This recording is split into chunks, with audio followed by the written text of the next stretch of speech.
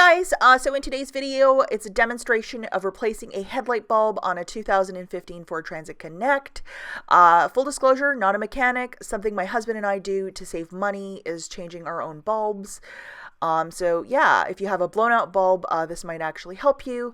Again, not a mechanic. So these bulbs are between $30 to $40 at any automotive store. Yeah, so just picks them up and you have to pop the hood of your Transit Connect. And my husband's going to show you here how to get to the back of the headlight to find the area where to remove the dead bulb and how to replace it. So as you can see, it's amber here, less spectacular in color, and you'll also get a message on your dashboard, there's a replaced bulb.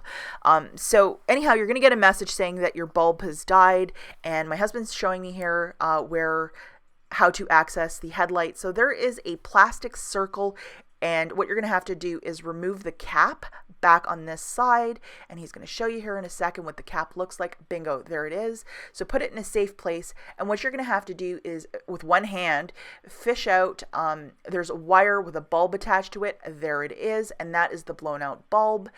And you're very gingerly going to have to remove it from the wire it's attached to. Be very, very delicate here, and it just pops right off. There he has it. So that's the dead bulb.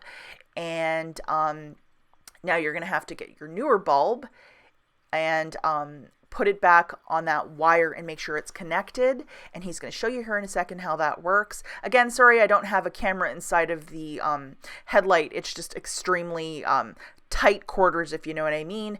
So here's my husband snapping it back on, and then you're going to have to find the home of where that bulb was in the headlight. Again, one-handed, but you kind of get a feel for it when you have your hand in that little inside of the headlight. So anyhow, here it is, and boom, there's the headlight in its full glory. So hopefully this was helpful, guys, and I will see you in the next one.